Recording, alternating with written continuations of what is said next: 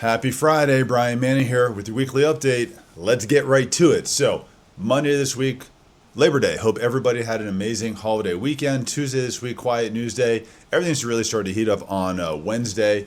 So, Wednesday we got the JOLTS report. This stands for Job Openings and Labor Turnover. So, what's interesting is the JOLTS report. This shows job openings. If we look at 2022, was at 12 million job openings. Now, that number is not really accurate because of the way that the jobs are counted now as openings across the country, and with the work from home availability that was out there, a job could be posted multiple times in multiple states. But at that time, it was 12 million. Now we're down to 7.2 million today. Again, still really not an accurate depiction of the openings that are out there because same thing, even today, work from home is still available for people, and there's probably the same job that's going to get posted in multiple states. So you're going to see multiple postings. But still, to go from 12 million to 7.2 is a tremendous decline in job openings. Then Thursday this week, we get ADP. So ADP is the largest provider of private payrolls. They give us feedback on the employment and the country for the prior months. This is for the month of August. Expectations was that ADP would come out and say 75,000 new jobs were created, but ADP came out and said, oh no, sorry, only 54,000 jobs were created. So we've been talking about this for a while, some of the weakness in the labor market, and we're really starting to see the cracks. Well, today, the cracks really got exposed. So BLS, that's the Bureau of Labor Statistics. This is the second employment report we get. Also, this is for the month of October. It is expected that we would see 75,000 jobs created in the month, which already, this is for the month of August. 75,000 already is not a strong expectation for jobs.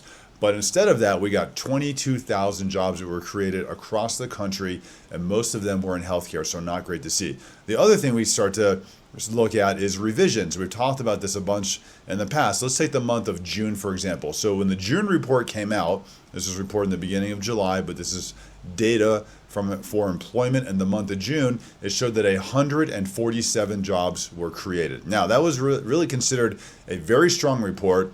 Most people didn't like it because it really doesn't give the Federal Reserve fuel for the fire to cut rates. And in fact, when that report came out, the bond markets reacted and mortgage rates rose about 0.25%. Now, we get a revision today, and this is the final revision that says, oh, we're so sorry. That report that we first came out with that said that there was 147,000 jobs that were created, we were just wrong there. Actually, there was 13,000 job losses. How the heck do you go from 147,000 jobs created, markets reacted, homeowners paying a higher interest rate, 0.25% higher because that was a strong jobs report, now to where you see 13,000 jobs losses?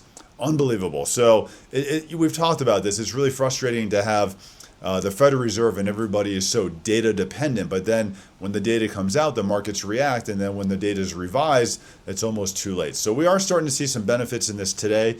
Bond market has improved today. We've seen mortgage rates improve as well. It's really just because the general report of only showing 22,000 jobs created this month was rather weak. The last thing we're going to talk about is part-time. So right now there's about 1.31 million people employed in this country that are part-time employed and cannot find a full-time job. So now we're starting to look at revisions that are taking place. Unemployment is at 4.3% right now. 1.3 million people that are part-time employed and can't find a full-time job, but they do want a full-time job. Unfortunately, the cracks are really starting to show in the U.S. labor market, but this is likely going to be ammunition that the Federal Reserve needs to cut rates. Hopefully, I hope this is really strong enough for them to see, because the Federal Reserve has two mandates. Number one is price stability, so they have to control inflation. Number two is full gainful employment in the U.S. economy, and certainly when you're seeing June down 13,000 job losses, August only 22,000 jobs created, 1.3 million people part-time work that want full-time work, I would not say that the U.S. economy right now has 100% full gainful employment. Hopefully the Federal Reserve smart enough to catch up and start some rate cuts here. We're going to have to wait and see what happens. Realtors, we have an amazing new luncheon we're doing. It's called Winning with Objections. We did our first one yesterday in Littleton. We have another one next week in Boulder, another one next week in Denver. Please make sure to RSVP. It was a full class yesterday. It was amazing. I'm super excited to do the next ones.